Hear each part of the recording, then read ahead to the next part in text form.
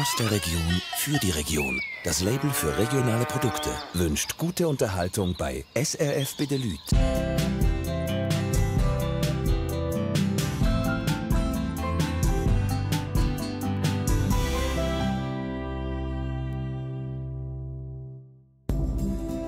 Ein Sommer lang auf der Hütte oben. Beim Gauli-Gletscher im Berner Oberland. Über dem Fählensee im Appenzellerland. Und mitten im Nationalpark im Engadin. SRF Bedelüt taucht ein in den Alltag der Hüttenwärter und ist zu Gast auf der Gauli-Hütte im Haslital bei der Susanne Brandt. Seit 7 Jahren ist sie Hüttenwartin mit Liebe und Seele. Es ist Hochsaison. Die Hütte voll mit einem Bergsteigerlager für Kinder. Susanne zeigt ihr Talent als Geschichtenerzählerin. Immer Vollgas. Aber auch sie kommt einmal an ihre Grenzen. Es ist einfach schon früh. Zu Gast auch bei der Hüttenwartfamilie Martig in der Klotzenhütte im Nationalpark. Die Marlies, der Jörg und der 9-jährige Tim. Der Tim muss auch in der Hütte in die Schule, hat Einzelunterricht. Und kann es kaum erwarten, bis er mit seinem Papa auf den höchsten Berg im Nationalpark darf. Ich bin stolz auf dich. Zu Gast auch auf der Hundsteinhütte im Appenzellerland, bei der Ruth und dem Paul Graf. Ihre letzte Saison hat es in sich.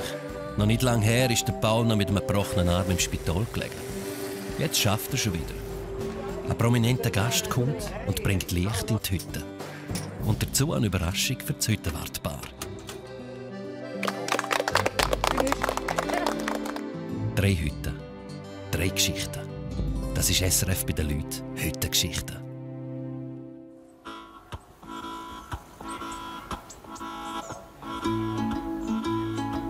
Auf den Gipfel rund um die Hundsteinhütte hat es ein Schäumchen Schnee gegeben. Nicht verrückt.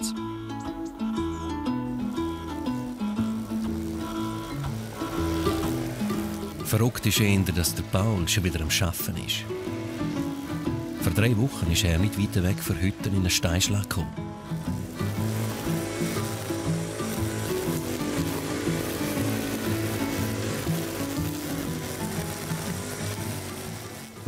Hier an diesem Hang ist es passiert. Ein grosser Stein hat ihn am Arm getroffen, Trümmerbruch. Im Spital Appenzell haben sie ihn wieder zusammengeflickt. Am Arm geht es besser, aber der Unfall ist noch lange nicht verdaut. Ja, der hat schon ein bisschen nachgelungen, ja. Hat schon ein bisschen Dämpfer hat er jetzt gegeben. Oder einfach vor Augen geführt. Man ist nicht ewig und es könnte dann ja, schnell fertig sein. Hat er ihm schon ein bisschen, weil der ist schon so nachgegangen. Ist mir schon ein bisschen nachgegangen. Bin nicht mehr auf die Unfallstelle gegangen. Ich könnte jetzt im Moment auch jetzt noch nicht. Ich könnte nicht hindern. Auch wenn die Leute sich hindern mit Kind, denken wir manchmal, hoffentlich passiert nichts. Obwohl es ist ja ein purer Zufall. Es ist ja nicht ein Steinschlag geförderter als an anderen Orten. Steine können überall kommen. Aber ich könnte im Moment nicht hindern. Will nicht. Viel Zeit zum Nachdenken bleibt dem Paul nicht. Es hat sich eine besondere Gruppe angemeldet. Wie eine Karawane kommt sie langsam den Berg rauf.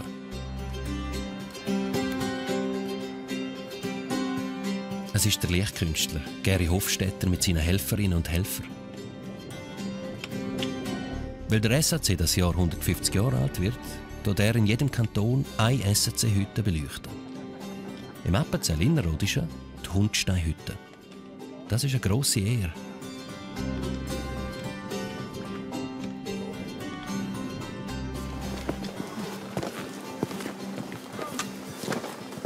Sieht jemand einen Schweizer Fahne? Das kann es ja nicht sein. Telefonleitung sind. Das ist. Auf dem Rücken hat der Gary einen 30 Kilo schweren Diaprojektor. Ein Udi.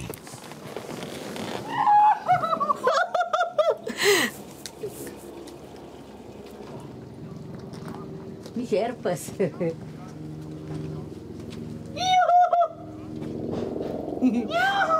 In diesen 9 Jahren, wo die Ruth und der Paul hier oben arbeiten, ist ein solcher Besuch schon ein bisschen außergewöhnlich.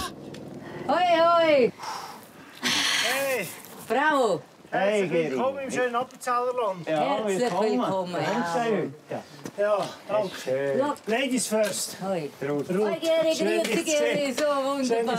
So. Hey, Geri. Hallo. Ja, genau. Hoi. Dani. Danke, hoi Dani. Hoi. Dani. Du gehörst. Für den Mike. Ja, Mike, genau. hoi Du bist Mike. Ein Gewaltsunternehmen mit viel Technik. Auch Fotografen und Kameraleute sind dabei.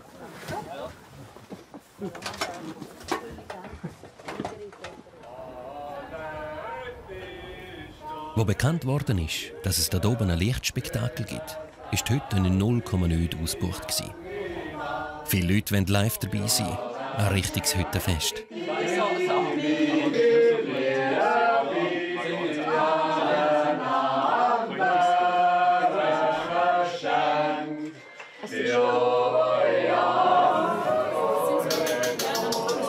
Der Rot soll es recht sein. Und zum Glück kann der Paula wieder anpacken. Schön sind ihr alle da. Super, wie ihr raufgelaufen sind und das Gepäck getragen habt. Wohlverdiente Suppe. Ganz grosses Dankeschön an die Küche, Ruth und Paul. Danke vielmals, dass wir hier zu Nacht essen, auch für die Gastfreundschaft. Wir sind auf den Hauptgang gespannt. Was läuft heute Abend?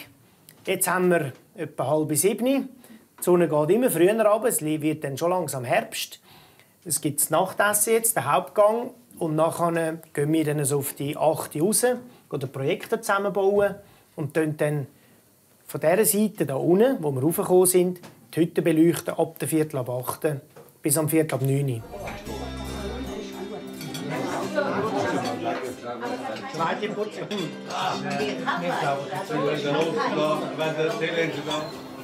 Hütte im Alpenglühen heisst das Projekt vom SAC.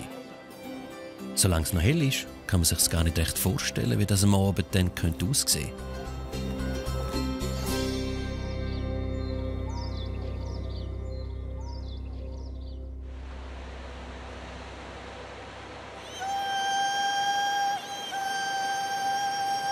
Der Gauli-Gletscher im Berner Oberland, weit über dem Haslital.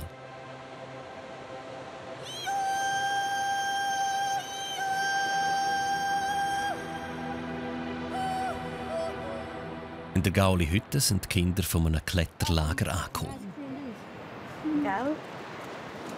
Also, wollen wir das Zimmer schauen? In dem Fall? Hä? Bis die anderen kommen, habt ihr das schon gesehen? Das ist gut. Hä? Also, könnt ihr... Oh, da ist eine Sonnenbrille am Boden. Wem gehört euch die? Ja. Ich darf noch gleich die Schuhe abziehen. Genau, zuerst die Schuhe abziehen. Und Hausfinken reinnehmen. Könnt die Schuhe noch ein bisschen in die Sonne legen. Habt eure Sachen, sonst kommt ihr das Gauli Weibchen holen. Ist deine? Rucksack mitnehmen. Aha. Geh mal voraus. Lass mal die Steckchen auf, schauen. Seit manchem Jahr ist das Lager im Sommer eine Woche da oben. Für Susan jedes Mal ein Highlight. Endlich wieder mal Kind. Das ist herrlich. Kind ist einfach so eine schöne Welt. Und ich genieße es sehr, wenn ich das so klein vielleicht aus meinem alten Beruf, den ich als Kindergärtnerin, Lehrerin, wenn ich das hier noch ein bisschen verbinden kann und wieder Kind da habe, das finde ich immer so schön. Die bringen so etwas anderes rein, anderes Leben, die Hütte. Super. Das Grampolen schon heute ist super. Ich warte schon auf die Küssenschlacht. Und schau, das ist für die Rucksäcke. Die könnt ihr hier aufhängen oder aufhängen. Das ist gut. Wollt ihr einen kleinen Röscheln? Ja. Lass ich euch.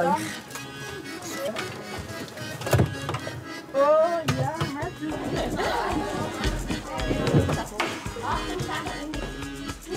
Jetzt 100 Mal schauen. 1. Ja! Das war erst einmal. Jetzt ist gut. Fertig? Gut. 1 Mal. 2, bravo. 2 Mal. 3 Mal. Das gibt Leben in die Bude. Jede Ecke muss zuerst einmal inspiziert werden. Ich schmeckt so viel. Was ist das? Wie daheim? Bacon. Nicht wie daheim.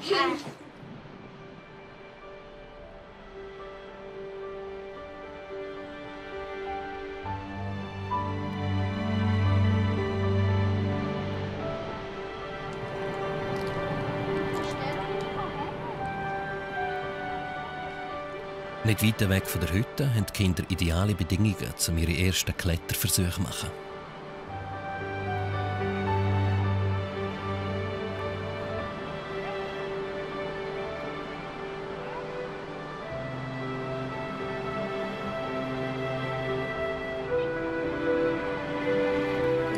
Ein Bergführer gibt gute Tipps und schaut, dass nichts passiert. Genau. Siehst du wie? Mit dieser Hand tust du eigentlich bremsen, dosieren. Geht's gut? Mit ein bisschen Mut geht das, gell? Ja. Gut. Je besser, dass du im Gesteltchen hängst, desto einfacher ist das Abseilen. Hallo. Susanne kommt mit einem Rucksack voll Proviant. Hey. Hunger? Ja! Gut gewesen? Ja. Ich bin einfach Einmal. Das Trinken habt ihr noch, gell? Ja. Für die Affeln die hier geklettert haben. Solche Lager erinnern Susanne an ihre eigene Kindheit. Als Kind sind wir selber sehr viel zu Berg gegangen, laufen, Sonntag für Sonntag, latschen. Wir haben es nicht mehr gerne gemacht. Und irgendwann, wo man selber gehen durfte, ist man wieder gerne gegangen. Und komischerweise auch wieder an die Orte zurückgegangen, die sie einem gezeigt haben. Und noch später erst, als ich wirklich 20 war, eigentlich, bin ich richtig zu Berg gegangen. Wirklich angefangen, Hochtouren zu machen. Und die Welt des Alpinen entdecken. Und die genieße ich heute noch. Gut da zusammen. Hast du eine Banane? Gut.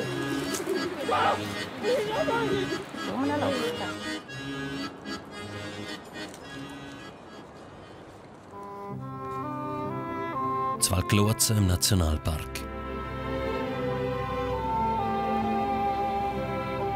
Die Sommerferien sind vorbei, auch für die jüngsten Bewohner der Hütte. Der Tim muss wieder in die Schule, aber nicht daheim in Hondrich am Thunersee. Sein Schulzimmer ist das Hüttenwartszimmer. 13 durch 2. Gibt etwas Komma? Gibt etwas Komma? Willst du sie so tauschen, dass sie geht, dass es kein Komma gibt? Ja. Dann nimm doch eine andere Zahl, mit der es geht. Die Marlies und Jörg haben für ihn Nadia als Hüttenkilfin angestellt. Sie ist Primarlehrerin. Jeden Morgen gibt sie 3 Stunden Schule. Ganz normalen Unterricht für einen Drittklässler. Nein, es kommt ja noch was dazu, dann braucht es die Nullen nicht mehr. Was hat es gegeben? 16 durch 2. 8. Schreib mal die 8 hier auf. Genau. Ich habe in Hondrich mich mit dem Team seiner Lehrerin getroffen. Und sie hat mir eigentlich so ein bisschen aufgetragen, was sie in dieser Zeit arbeiten, dass wir vom Stoff her das Gleiche machen. Ich habe natürlich ein bisschen mehr Freiheit, auf das einzugehen, auf dort, wo das Team steht. Wir können in der Mathe ein bisschen schwierigere Sachen machen. In Deutsch sind wir noch ein paar Basissachen arbeiten. Und wirklich habe ich mit einem Kind den Luxus, auf das einzugehen, was er schon mitbringt. Der Tim in der Schule, der Vater am Staubsaugen. Ein ganz normaler Hüttenmorgen.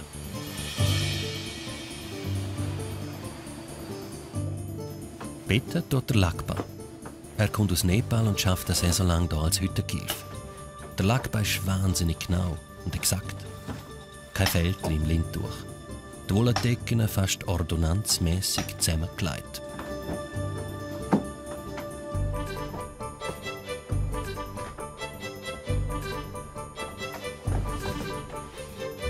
Hansrudi, sein Spezialgebiet ist Holzscheiten. Er ist der Vater von Jörg und hilft immer gerne, wenn es ihn braucht.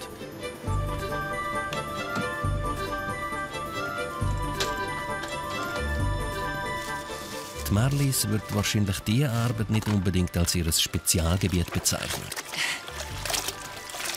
Ja, das gehört halt auch dazu. Die Toiletten putzen, die Wäscheräume putzen. Aber das ist auch, die Abwechslung ist auch das Schöne. Du kannst ein bisschen alles machen und musst nicht denken dabei. Das liebe ich manchmal noch, dass du gar nichts überlegen musst. Einfach nur putzen und das ist tipptopp. Die Angestellten und wir sind natürlich wieder voll im Schuss. Nach den letzten paar Wochen, wo wir wirklich alle Abend zwischen 50 und 60 hatten, sind wir hoffentlich schon so eingespielt, dass jeder weiß, was das andere macht. Und wenn es nicht so ist, dann tut man zusammen reden und sich absprechen, dass es keine Leerläufe gibt. Es läuft alles wie im Schnürli. Der Hans-Rudi ist stolz. Man merkt sicher, er ist mit Herz und Blut ist er eine Hüttenwart. Und es gefällt ihm hier. Trotzdem, dass es so weit fort ist vom Berner Oberland, ist eigentlich kein Problem. Die Reise ist ein bisschen weit, aber wenn man mal da ist es umso schöner.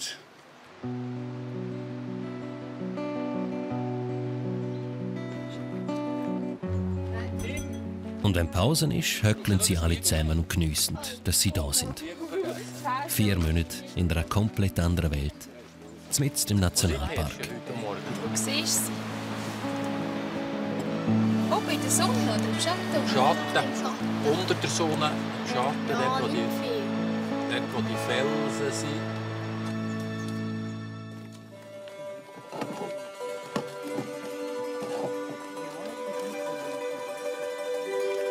Im Appenzellischen auf der Hundsteinhütte ist es Nacht geworden. Das Lichtspektakel von Gary Hofstetter fängt an.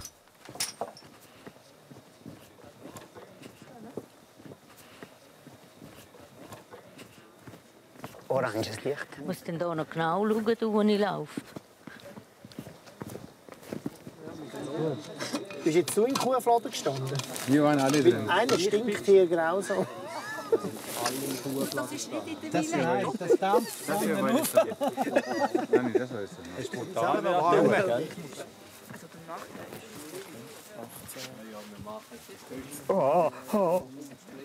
Kuhplemp. Kuhplemp.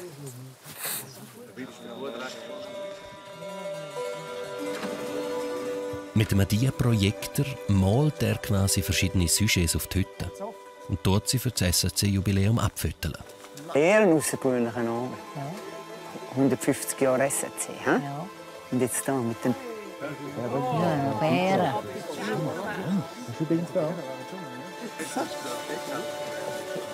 Also soll ich wechseln? Ja.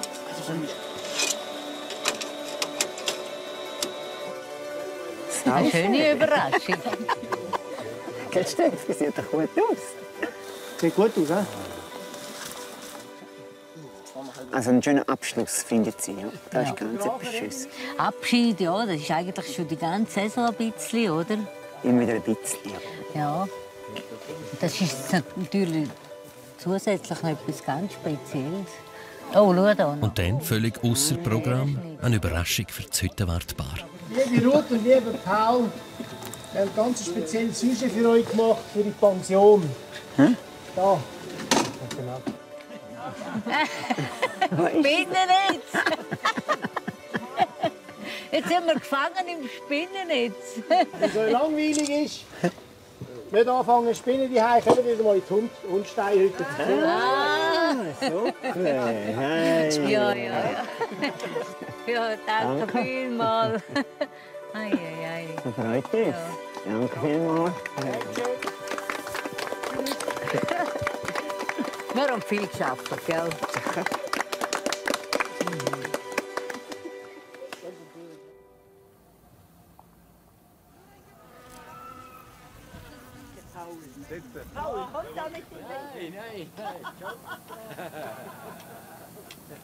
Am nächsten Tag ist der ganze Zauber vorbei. Die Karawane zieht weiter. Gary seinen Rucksack holen. Ciao, Gary. Vielen Danke. Euch alles Gute in der Pension. Geniessen Sie mal ausschlafen. Ja, genau. Danke vielmals. Merci für die Gastfreundschaft. Ciao, danke dir vielmals. Ciao. Tschüss, danke. Ciao. Ciao. Tschüss, gell? Ciao, danke. Ciao nochmal. Tschüss.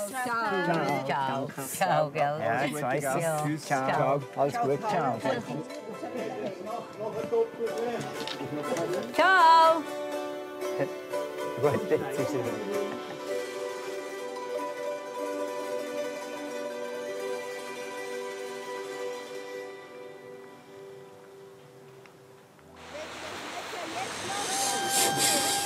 es. Rund um die Gaulihütte sind die Kinder vom Kletterlager immer noch am Umturnen.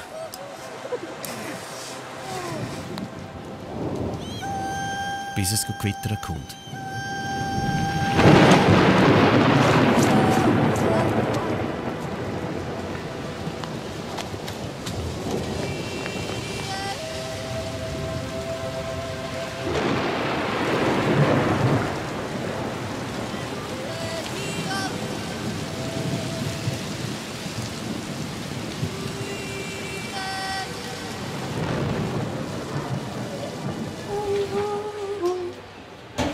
In der Küche ist das Gröbste vorbei.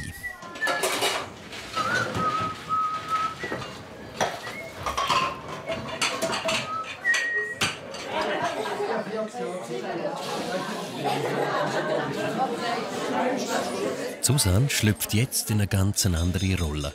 Sie erzählt Märchen. Liebe Kinder und liebe Gäste, ihr dürft euch einfach ein bisschen bequem machen. Ihr dürft ein kurzes Geschichtchen hören.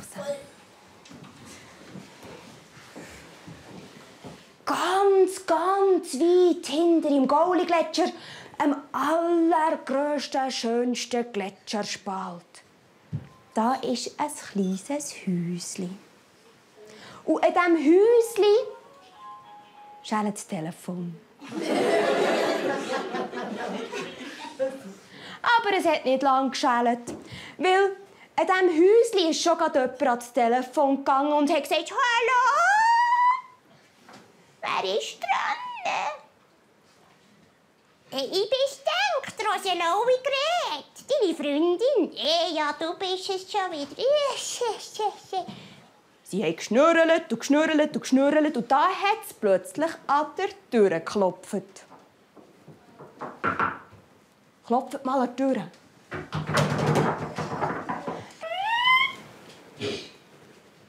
Oh, salut. Es war niemand anders als der Gletscherpöstler. Das Gauli-Weibli ist eine ganz alte Figur. Das ist wirklich von der Ursage von dem Gauli-Weibli, das es gibt. Es gibt mehrere Sagen, so viele ich weiss sogar. Und die Figur habe ich nicht erfunden, gar nicht, Appa. Aber sie vielleicht ein bisschen weitergesponnen und sie ein bisschen modernisiert. Ich wünsche euch ganz einen guten Abend. Schlafen gut.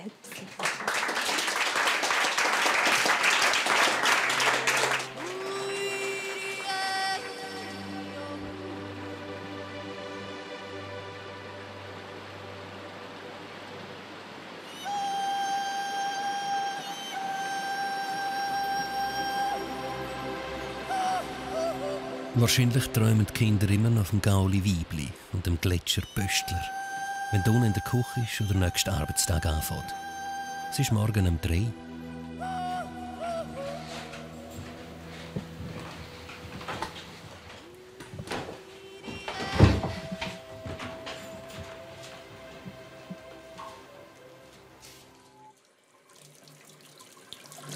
Es ist einfach schon früh.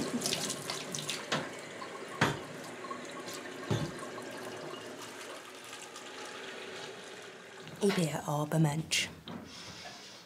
Lieber am Abend lang als am Morgen früh.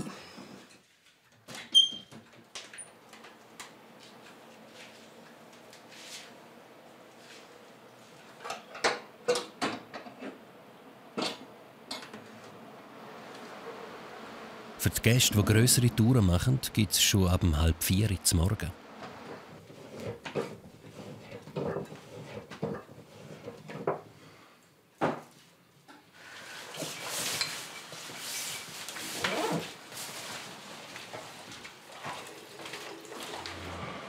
Ich glaube, dass man das Ganze macht, ist sehr viel Herzblut drin. Freude am Ganzen, Freude an dem, was auch zurückkommt. Weil es kommt sehr viel zurück.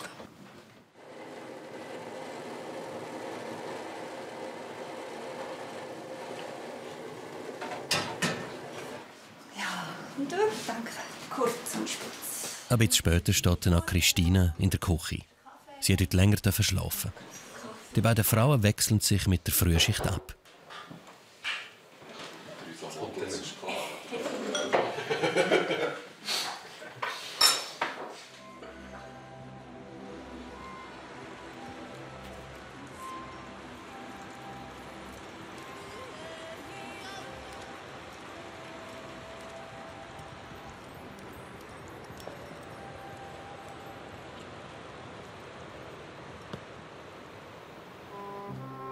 Im Nationalpark ist es auch noch stockfinster. Es ist morgen um 4 Uhr. Der Tim und Jörg machen zusammen eine Bergtour. Der Kli hat es kaum erwarten. Neben der Hütte und seinem Bergführerjob hat der Jörg nicht immer viel Zeit für seinen Bub. Heute ist ihr grosser Vater-Sohn-Tag.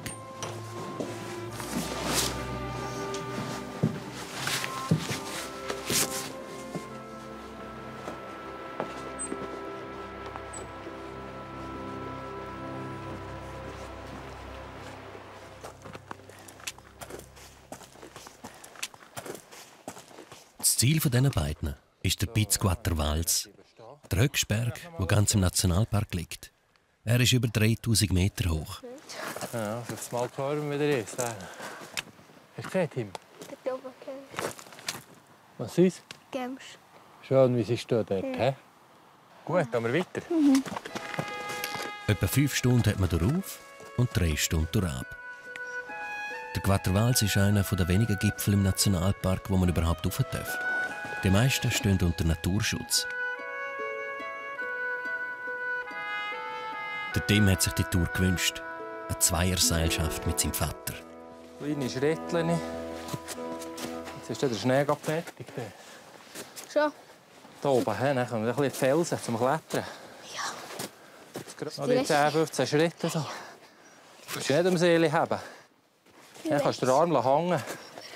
Peter, hab den Arm machen. Ich tue den hier schon haben mit dem Seil. Gut. Ja. Wie hoch sind wir? Wie hoch? Ja. 2900. Jetzt gibt es ein bisschen Klettern. Jetzt gibt es noch ein bisschen zu klettern. He? Gut. Da kann ich eigentlich mitzählen. Ja, dann gehen wir mit dem Seil. Ja. Oben brauchen wir es nachher. He? Gut, jetzt kannst du kommen. Du musst aber nicht am Seil haben. Papi, He? kann ich da? Gucken, was du hast. Wo das der Greif ist. Der Quattro Valls ist für einen 9-Jährigen recht anspruchsvoll. Aber mit seinem Bergführer Papi muss er keine Angst haben. Ich weiss, es geht. Was, wie es geht? Der Kante an. Mit den Füßen. Mit beiden Händen Kanten. Oben haben. Trotzdem ist es ein Thema ein bisschen Schmuck. So. Komm noch ein bisschen bis hierher. Fast wie auf einem Trottoir. Auf einem schrägen Trottoir. Also sehr schräg. Ein sehr schräges Trottoir. Gut. Jetzt kannst du aufstehen. He? Probier mal aufstehen. Ja, gehen wir weiter.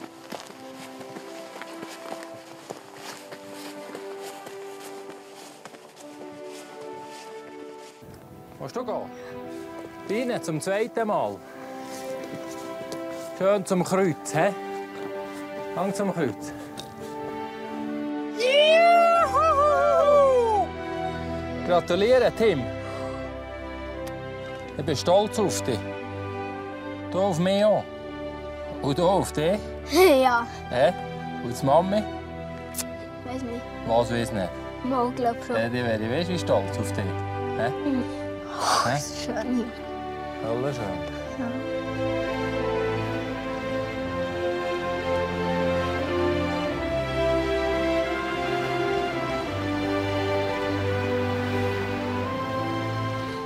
Aber ich bin froh, dass ich jetzt oben bin. Er hat das wollen und hat schon Nacht schlecht geschlafen, hat schon um 2 aufstehen, können wir endlich gehen. Und dann sind wir halt um 4 Uhr sind wir nachher gegangen. Er hat das tiptop gemacht. Ja, erzwingen kann man es nicht, aber freuen tut es ihm halt gleich, wenn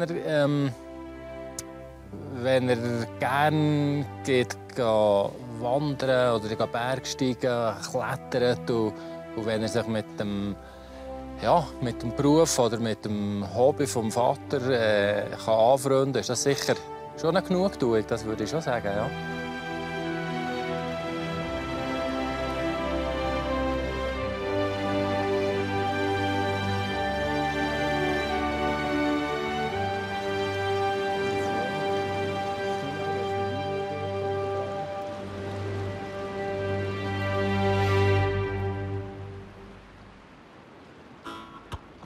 vom Engadin ins Appenzellerland, an Fählensee.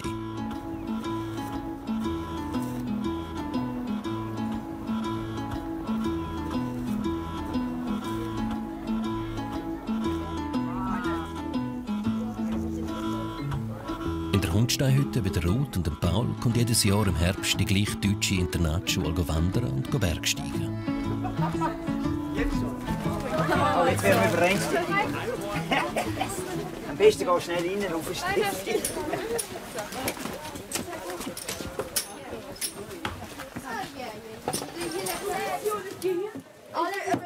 Obwohl, nee, mach's gleich. Maxim, kein Platz hier. Ein Platz hier oben, Justus. Ich bin schon hier. Nico, schau mal. Da oben ist leider alles besetzt jetzt schon. Noch nicht aufmachen.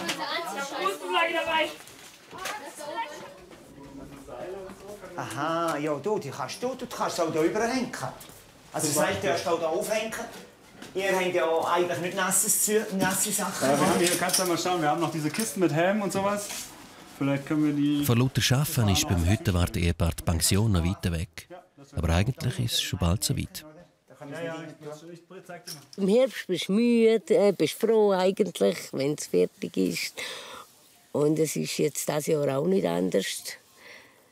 Und wie es dann im Frühling ist, ja, kann dann schon sein, dass man denkt, oh, jetzt machen wir nichts, jetzt machen wir nichts bestellen, jetzt ist einfach nichts, oder?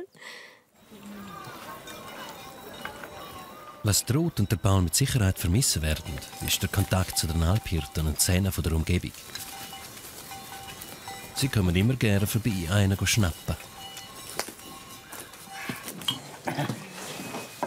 Bist du dort zum Schach hergefahren? Ja. Was bist du? Ja. Ich sehe doch nie da unten. Ja, sicher. Ja, ich weiß nicht. Zum Wohl. Ja, ja. Zum Wohl.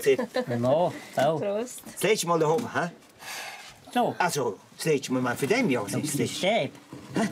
Nein, aber für mich ist es das letzte Mal mit euch hier oben anstoßen. Ja. Zum Wohl, Agnes. Werner. Prost. Zum Wohl. Danke. Zum Wohl, gell? Zum Wohl. Zum Wohl miteinander. Hey, ist das schön. Die Ruth und der Paul haben in ihren 9 Jahren viele schöne Momente erlebt. Dann kommt plötzlich eine Frau rein mit Krücken. Unten rein kommt der Paul rauf und sagt, du, da ist noch eine Frau mit Krücken.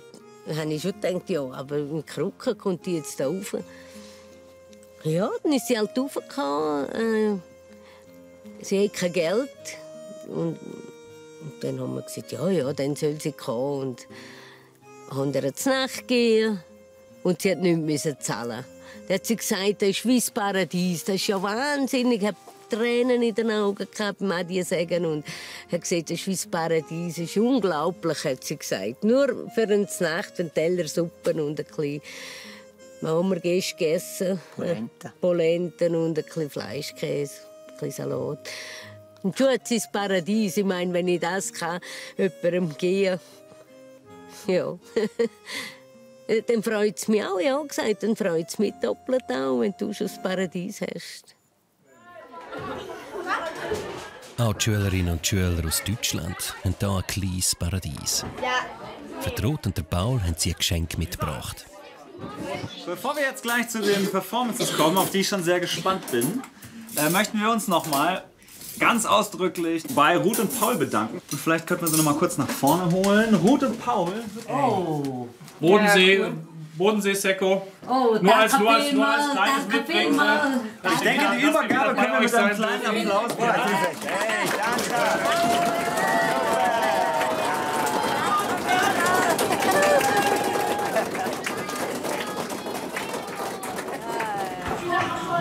So ein Applaus tut richtig gut. Besonders jetzt, wo bald alles vorbei ist.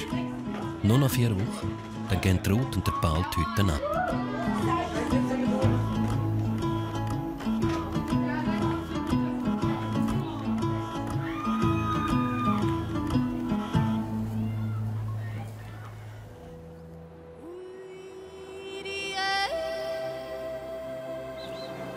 Happe, zum Morgen, auch für euch. Susanne auf der Gaulihütte hat endlich einmal frei. Einen halben Tag.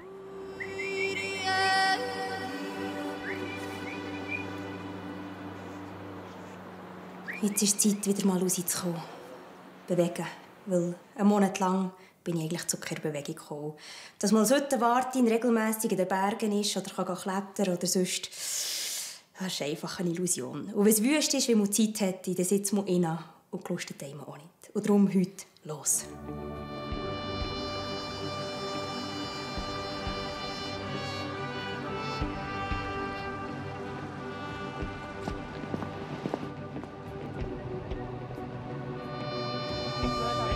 Heute ist der Christoph, der Freund von Susanne, wieder einmal da. Zusammen mit ihm und den beiden Helfern machen sie sich auf den Weg in Richtung Gauli-Gletschersee.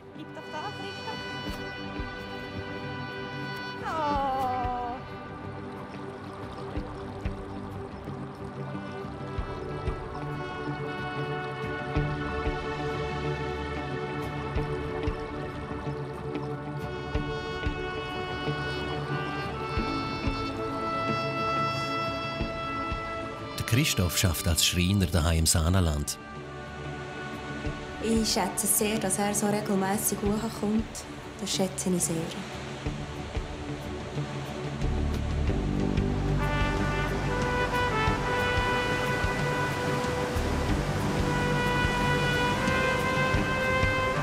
Man muss sich die Zeit schon ein bisschen stehlen, glaube ich.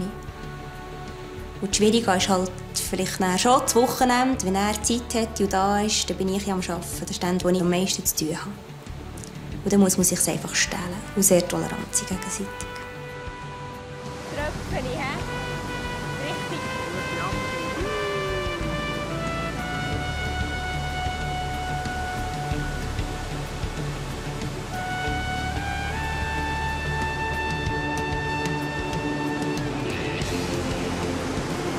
Das ist mein Kraftort. Hier tanke ich auf. Hier kann man Zellen bambeln. Das ist wunderschön. Wunderschön.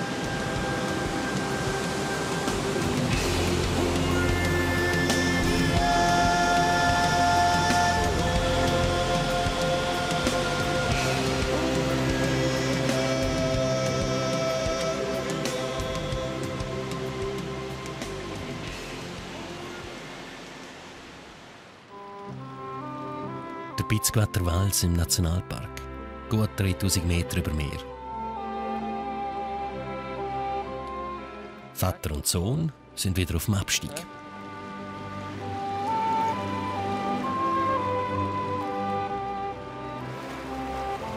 Von Klotzen und rauf ist es dann nicht mehr weit bis zur Hütte.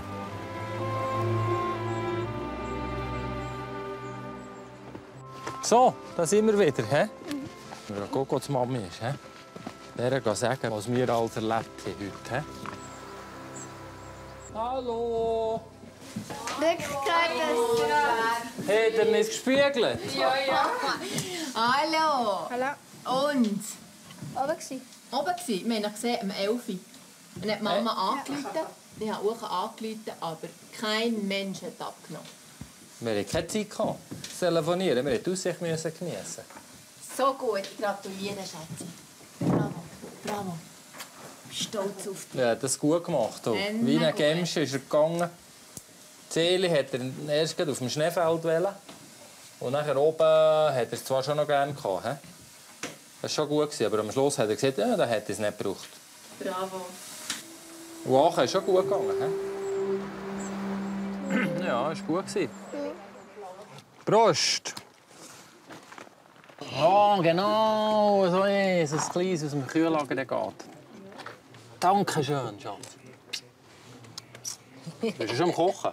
Nein. Ich dachte, ich war. Nein, heute bin ich nicht da. Heute bin ich sozusagen nicht da. Prost! Prost, Kamerad! Nicht zu wählen Sachen kochen. Nach fast 10 Stunden unterwegs sein, müssen sie sich das erste Mal erholen. Hä?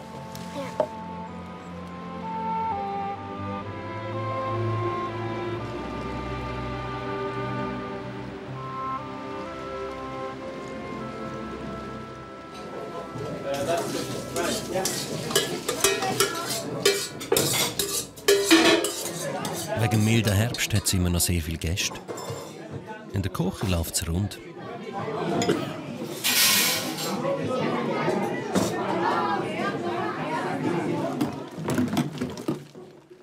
Die grossen Töpfe von Hand abwaschen tut immer der Lakba.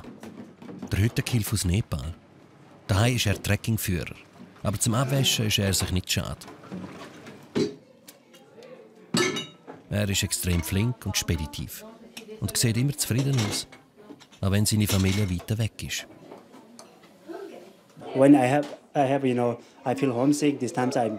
Also wenn er einmal Heimweh hat, sagt er, dann würde er einfach online gehen und über das Internet mit der Familie und seinen Freunden schwätzen. Dann geht das schon wieder vorbei.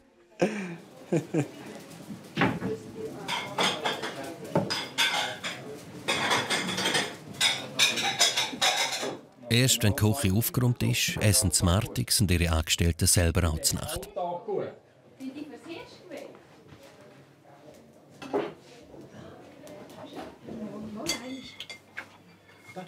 Hier in der Ecke haben sie ein bisschen Privatsphäre.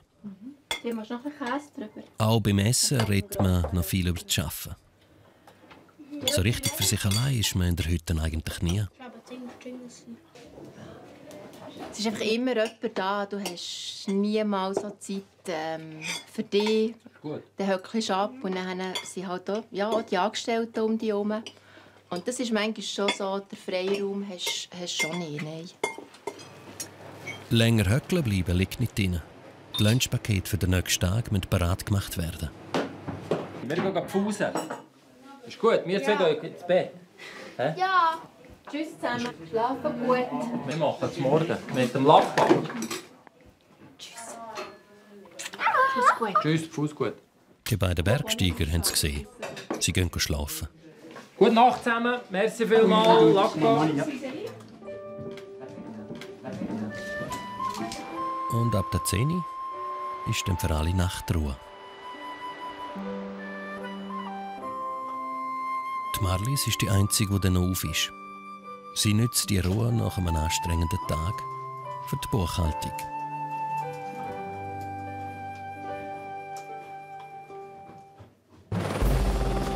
Hi. In der nächsten Sendung kriegt Marlies Besuch von ihren Eltern. Das erste Mal überhaupt sehen die beiden, wo ihre Tochter mit der Familie den Sommer durchlebt. Das ist echt das Zimmer, hä? Und mit welchen Schwierigkeiten sie kämpfen. Auf der Gauli-Hütte gibt Susan nochmal Vollgas. Referiert, macht und tut unermüdlich, wie man sie halt kennt. Ganz super gewesen. Aber wenn sie allein ist, hat sie auch eine ganz andere Seite. Sehr nachdenklich. Auf der Hundsteinhütte machen Ruth und der Paul ein Abschiedsfest, bevor es dann losgeht mit der grossen Putzerei. Für die Übergabe wollen sie alles tiptop parat haben. Die Inspektion nimmt es gründlich. Das und noch viel mehr. Das nächste Mal bei SRF bei den Leuten, heute Geschichten.